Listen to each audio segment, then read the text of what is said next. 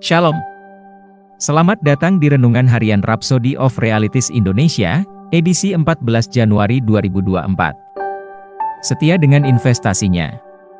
Bukan kamu yang memilih aku, tetapi akulah yang memilih kamu.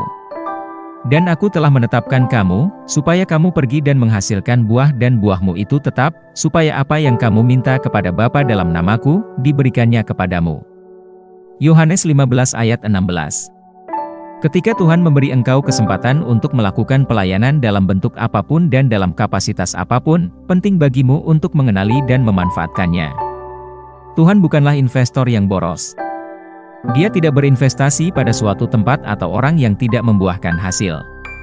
Pikirkan tentang hal ini, jika engkau seorang investor, apakah engkau akan terus mengucurkan sumber daya ke proyek yang tidak menunjukkan kemajuan? Tentu saja tidak. Sekarang, jika manusia, dengan kebijaksanaan manusiawinya yang terbatas, berhati-hati dalam berinvestasi, apalagi Tuhan, masing-masing dari kita adalah investasi Tuhan. Dia mengharapkan kita menghasilkan buah dengan sumber daya, karunia, bakat, berkat dan kesempatan yang Dia percayakan kepada kita. Saya menyukai cara Paulus menyatakannya dalam 1 Korintus 4 ayat 1, dia menyebut kita sebagai penatalayan, dan di ayat 2 dia berkata, yang akhirnya dituntut dari pelayan-pelayan yang demikian ialah, bahwa mereka ternyata dapat dipercayai. Jadi, apakah engkau seorang pengelola investasi Tuhan yang setia? Dalam Yohanes 15 ayat 1-2, Tuhan Yesus berkata, setiap ranting padaku yang tidak berbuah dipotongnya dan setiap ranting yang berbuah dibersihkannya, supaya ia lebih banyak berbuah. Ia memutus pasokan ke cabang yang tidak menghasilkan buah, tidak ada kesaksian lagi, karena persediaannya sudah tidak ada lagi. Tuhan tidak akan menyia-nyiakan investasinya. Jadi, biarkan Dia mempercayai engkau. Dia berkata di ayat ke-16, tetapi akulah yang memilih kamu. Dan aku telah menetapkan kamu, supaya kamu pergi dan menghasilkan buah dan buahmu itu tetap.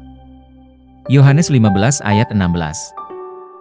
Suatu keistimewaan, sungguh sebuah berkat.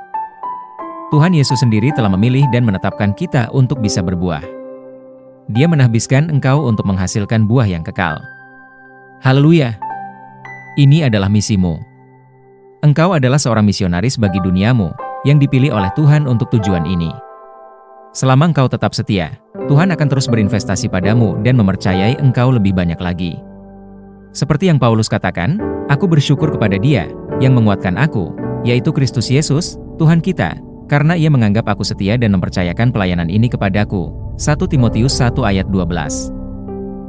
Dia akan memampukan engkau, memajukan engkau, dan terus mencurahkan sumber dayanya ke dalam hidupmu saat engkau menghasilkan buah bagi kerajaan-Nya. Mari kita berdoa. Bapa terkasih, aku berterima kasih karena telah memilih dan menahbiskanku untuk menghasilkan buah bagi kerajaan-Mu. Aku mengakui investasi besar yang telah Engkau lakukan dalam hidupku. Melalui Roh-Mu, aku tetap terhubung dengan pokok anggur, memberikan hasil dalam setiap aspek kehidupanku. Aku selamanya berbuah, produktif, menguntungkan dan berkomitmen untuk menggunakan setiap kesempatan demi kemuliaan-Mu, memenangkan jiwa, dan mensponsori Injil, dalam nama Yesus yang perkasa. Amin. Ayat renungan hari ini terdapat dalam 1 Timotius 1 ayat 12, Matius 25 ayat 21, Kolose 1 ayat 10.